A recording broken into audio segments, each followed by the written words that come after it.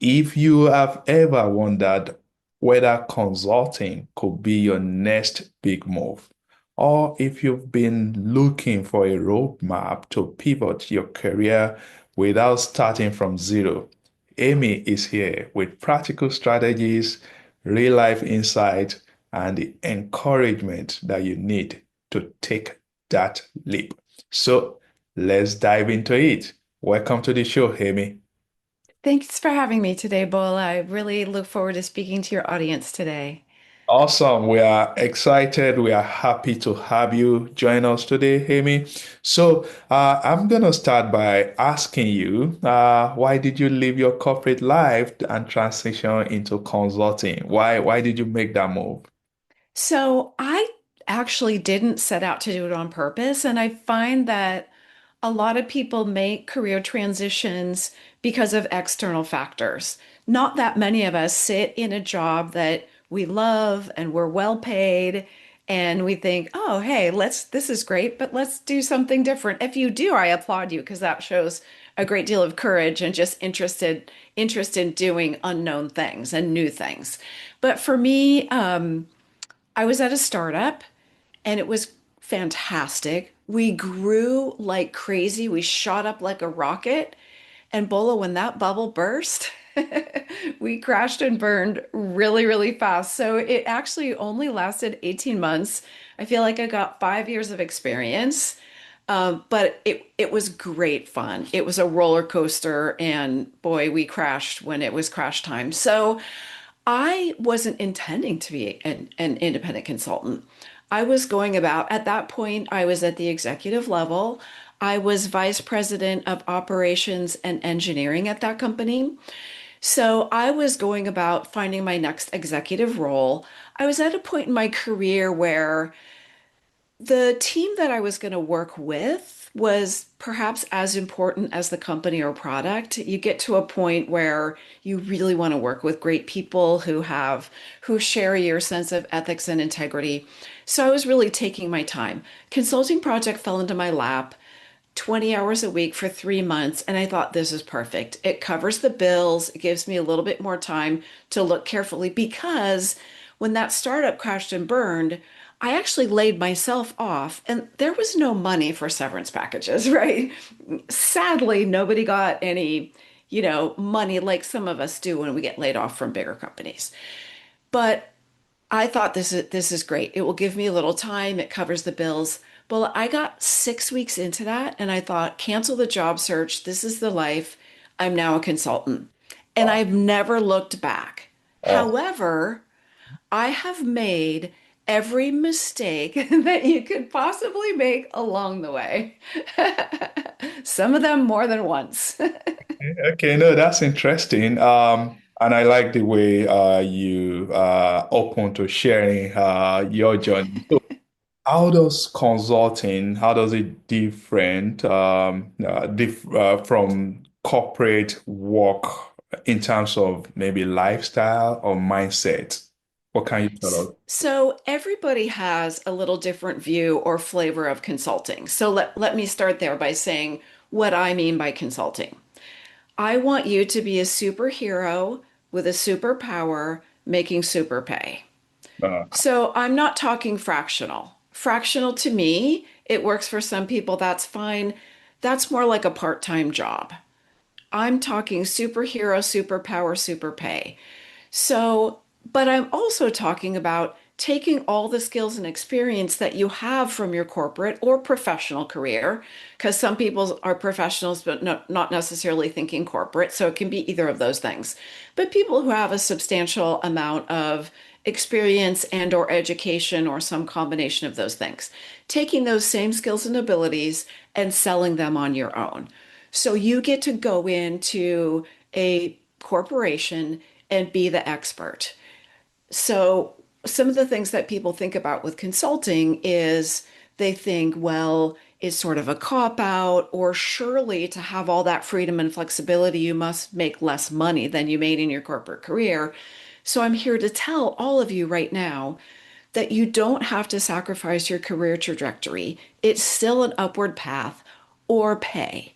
I have more impact on my client companies as a consultant than I did as an employee. Have you ever, any of you ever been in the position where you're sitting there presenting to your management or the executive team or the board or whatever it might be, whatever stage you are in your career, and you're thinking, if they would just listen to me, if they would just listen to me.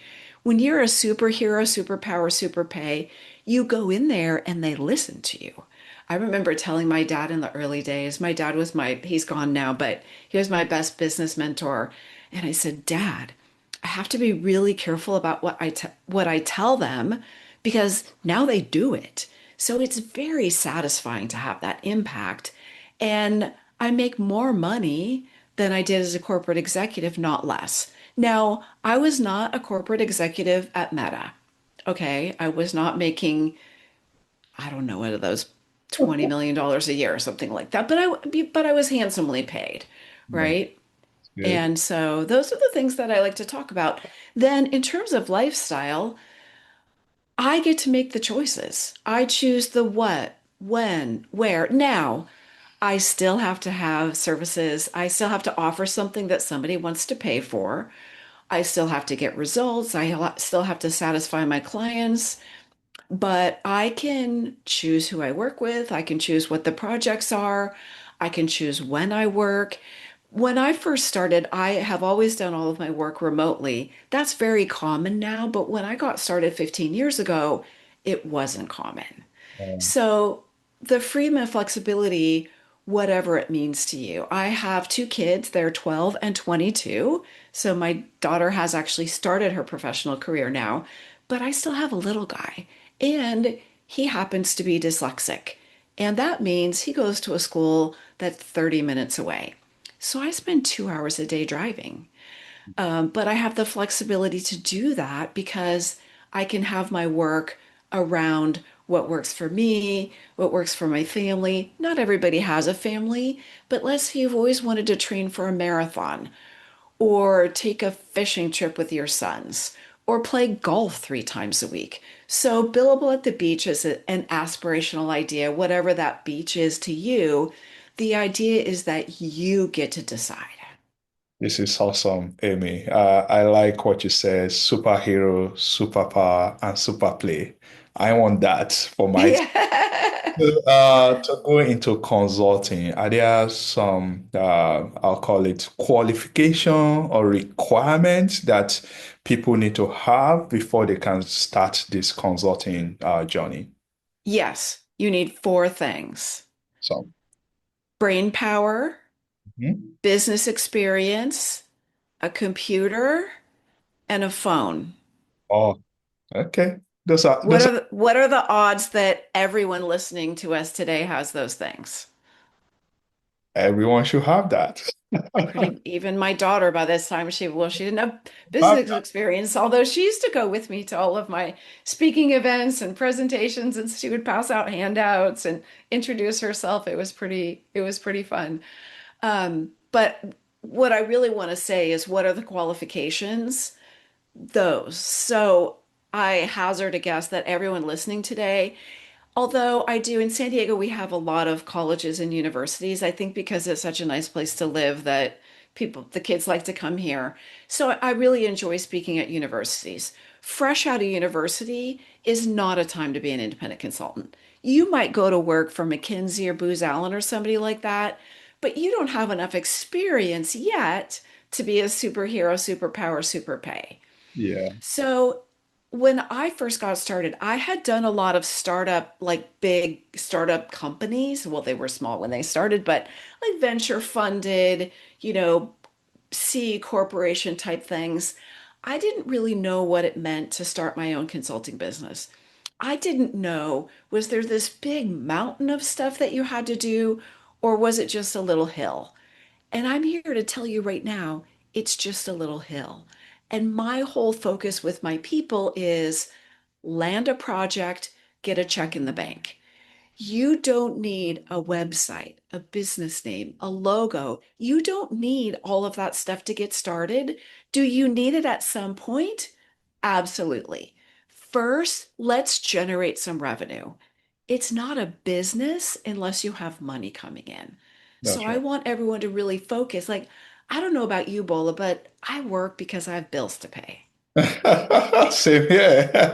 If I didn't have bills or, I dream about winning the lottery. And so it's funny because that was always my fantasy. And then many years ago now, I made up my New Year's resolution. I believe in attainable New Year's resolutions like flossing your teeth, or I decided that I would always have a lottery ticket, just $1 or two.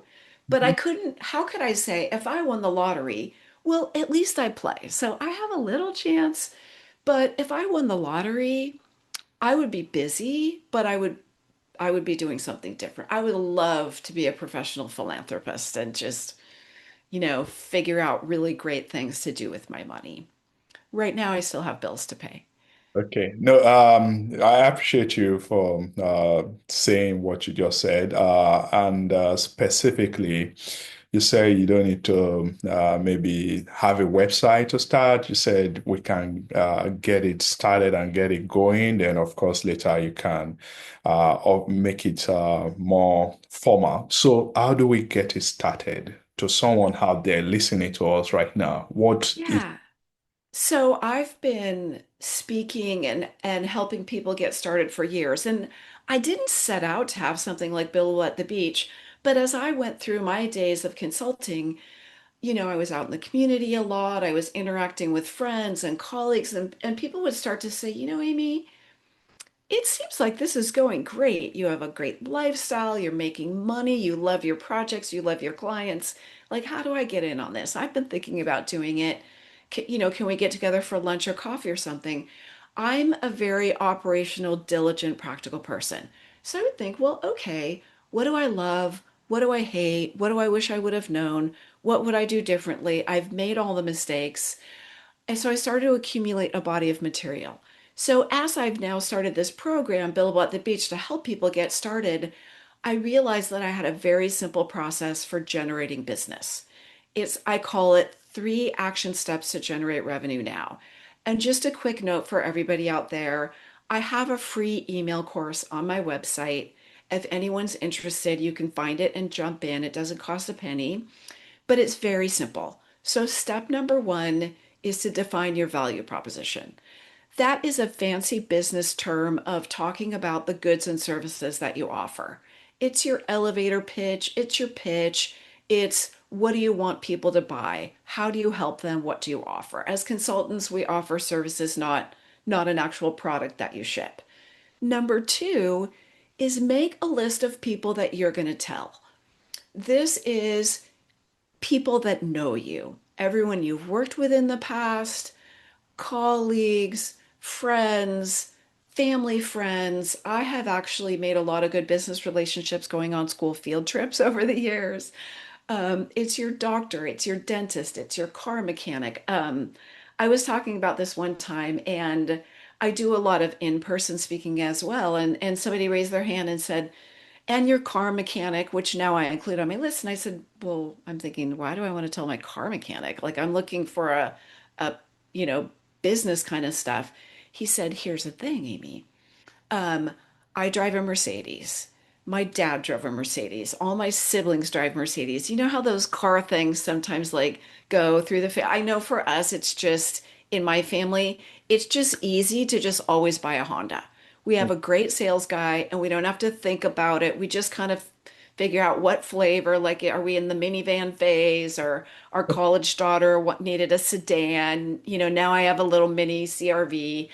Um, and he said, I was at my Mercedes mechanic one time and we were just chatting because like he knew my dad and he's known me, and I said, yeah, I'm between jobs. I got laid off a few months ago. And he said, well, why didn't you tell me? And he said, I was thinking, well, why would I tell you? And he said, look, I'm a Mercedes mechanic. Who do you think my clients are? My clients are executives and business owners and successful people. So I have a lot of amazing relationships because when you think of I know why I go to my mechanic, because I trust him, right? right? I trust that rather than going to the dealer, I trust that he's going to only do what I need, that he's not going to try and sell me extra stuff. So the reason I like that story is you have many more relationships than you think. And so you make your list of 100 people. I attract a lot of technical people because I have an engineering background. Sometimes they look at me and they think, I don't know 100 people, by definition. It's a stereotype, but it's kind of true. They tend to be a little bit more introverted, and I have my introvert side. But everyone does. If you're thinking, well, how do I find those people that I worked with 15 years ago? You go on LinkedIn. And if you start searching Meta or Google or Hewlett Packard or IBM, whatever that might be, it will find those people that you used to work with. So you make your list and then you start reaching out. Just a simple short little email to each person. What you're doing, this is a system for hot lead generation. You're reaching out to people who already know you, at least a little bit. They know you do good work. And then you're looking for someone who has a project that's appropriate for your skills and the budget to pay for it. I have learned, because I've taught the system so many times, out of every 100 people, you will probably likely hear back from 3 to 5 people who will say, you know what, Bola, I might have something, let's talk. And out of those, the odds of closing one or two of those projects is very high. So it's kind of a quick, easy, you don't need a website or a business name or any of that stuff. You're reaching out to people sort of quick and dirty and generating a project that then I've had people use this system and be doing billable work as soon as a couple weeks from now. Oh, that's so good. So now you have Billable at the beach. Let's say someone they want to reach out to you so that they can work with you and set up their own consulting practice. Can you walk us through the process? Sure. So you'll find me if you search on Billable at the Beach. It's billableatthebeach.com. Billable at the Beach, I'm on LinkedIn as Amy Rasdal. I've got a lot of great free content. I have the free email course that I talked about. I have a webinar that dives into my program, but then I have a program that is really designed to get people started. There's an online course and then every other week coaching. So in the online course, you can I when I started 15 years ago, I didn't have the online piece. We would just do it kind of offline one-on-one on paper, but I realized I could sort of automate with just a whole I have about 40 short little videos, workbooks, templates that takes you through step by step. And then we get online live every other week and we talk about what are the blocks that each person is experiencing because everybody's different in where they're struggling, what they're figuring out. It talks about how to do the outreach, how to write your first proposals, how to kick off your first projects. And then, although I'm saying you really don't need to do any infrastructure type stuff to get started, when I was just getting started, I was kind of like, really? Are you sure? So I kind of do go through all of that stuff too. Here's all the things that you will need, but you don't need them right now. So I keep people really focused on land a project, get a check in the bank. I'll tell you that a fair amount of the live coaching is I sort of call it boot in the backside. So keeping people out there doing the outreach, that's the hard part. All of us have done, whether it's job search or whatever it might be, it takes a lot of energy and courage to do the outreach. But there's really simple ways. You don't have to be a great salesperson. Anyone can learn it. I started as an engineer.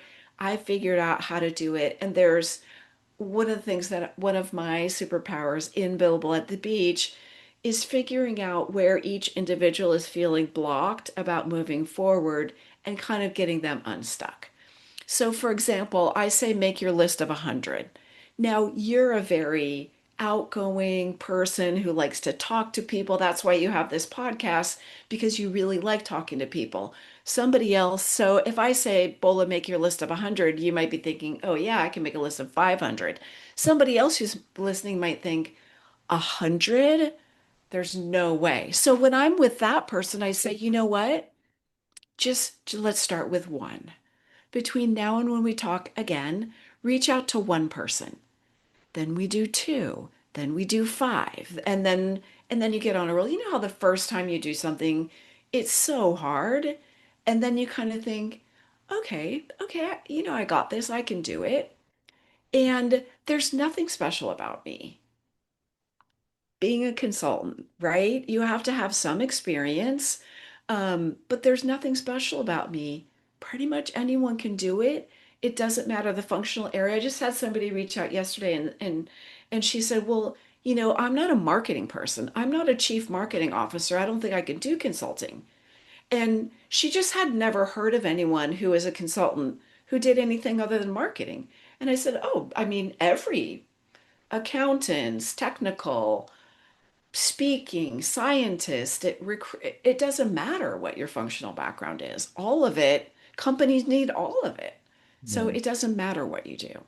Oh, that's so good. So, when we started, you said you've made many, many mistakes, and I'm sure you've learned Yes, lessons from there as well. Can you share some of the mistakes you made and the lesson you? absolutely. And so one of the big, some of the big things that are in my program is helping people avoid those mistakes that I made and I see instinctively sort of the proverbial everybody wants to make. First one, not charging enough. Ah. Almost everybody wants to charge less than they're worth. Once in a while, I'll get someone who thinks they're worth, something more than the market will pay, but it's extremely rare. So when I first got started, I wasn't charging what I was worth. So that's the big thing is to have the courage to charge what you're worth. Never work for free. It doesn't pay the mortgage, it doesn't pay the college tuition. There's no reason to work for free. There are a lot of people who think, well, I'm new at this, I should do some project. No. And guess what? You're not new at this. I'm not telling you to do something new. I'm telling you to do what you've been doing for years, for your selling it yourself and offering it. So the projects that you've been doing inside your profession or your company, you're going to be doing the same things. It's not something that you haven't done. My flavor of consulting is not the time to do something totally different. The how, what, when, the ability to have completely your own choice is different, but not the work content. Never work for free. Never sell all of your hours to one client. If you give any one client 40 hours a week, you very quickly become a de facto employee. Yeah. But you're not getting benefits, you're not getting vacation pay, you're a de facto employee. So they kind of own you without the upside. So I never give any one client more than the equivalent of 10 or 15 hours a week. Now, it can be sold hourly, it can be sold retainer. There's many different ways that you can sell it, but never give all of your hours or all of your capacity to any one client. And it's instinctive. It's a little scary to go out on your own and be an independent consultant. It's instinctive to just want to lock in all of your hours of one client. No discounts, no volume discounts. You're a superhero, superpower, super pay. If you want FedEx overnight, do you pay less or do you pay more? More, absolutely. Yeah. If you want a superhero, do you expect a discount? No way. No. No, no Mhm. discounts. Your Mhm. time is worth it. Your time is the only asset you have that you can never get more of. You can get more inventory, you can get more warehouse space, you can get more money. Once an hour is gone, you can never sell it again. Don't discount it. The other thing too is it goes along with the not giving any one client all your capacity. Don't take up residence. Don't live full time at the client site, right? That's the idea of giving them only part of your capacity. And you never know for sure when a client is going to disappear. You can have all the watertight contracts, whatever in the world, but I learned that the hard way, right? My pipeline had slowed down a little bit more than I wanted it to. So I sold 30 hours a week to one client, and the project was supposed to go for 9 months. And I thought, shoo, I could stop doing all that networking and selling, and I can just do work and make money, and this is going to be awesome. I got a couple months into it. It was year end. The CEO walked into executive staff on Monday morning at 7:30 a.m. and said, "Guess what? We are not on track to meet our numbers for year end. You guys are not on track to get your bonuses. We need to slash expenses." What are the first three things to go when it comes time to slash expenses? Travel, outside services, and consulting, right? The consultants go. So, the executive that's over my project comes out, it all rolls down here. They said, "Okay, Amy, you're done." Well, this was a big company. I work in medical devices. This is the biggest medical device company in San Diego. So, am I going to sue them? Yeah. No, no, I'm most certainly not. I was able to negotiate an additional 30 days, and then I took my toys and I went home. So that can happen. Some of us have been laid off. You don't usually think it's going to be you. It's the same thing. So you don't want all of your eggs in one black basket. It sort of diversifies the risk. So those are a few of the big mistakes that I see sort of everybody wants to make. Thank you, Amy. That was so good. Now, as we are wrapping it, do you have any message that you want to give to my audience so that they can know more about this consulting and especially how they can connect with you so that you can also help them in their own journey? Yes, I really want to say, whether it's consulting or whatever it might be, you're all here because Bola is your career evangelist, right? I want to really give all of you the courage. I'm another example. It really is possible to have the life you deserve, the life that you dream of, the career that you deserve and dream of. It takes a little courage. You don't need to make a big leap. You just need to start taking some steps. And I would love to help you. My website is Billable at the Beach. I have free resources. I have a book. And I would love to have you, of course, in my paid program. But come on over and take a look. And I just want to say it's really easier than you think, and all of you can do it. I promise. Thank you very much, Amy. This is so good. And I look forward to also connecting with you to learn more about what you do. Thank you very much for sharing your experience and the wisdom that you share with my listeners on this show. We appreciate you, Amy. Thank you so much for having me. I appreciate all of you too.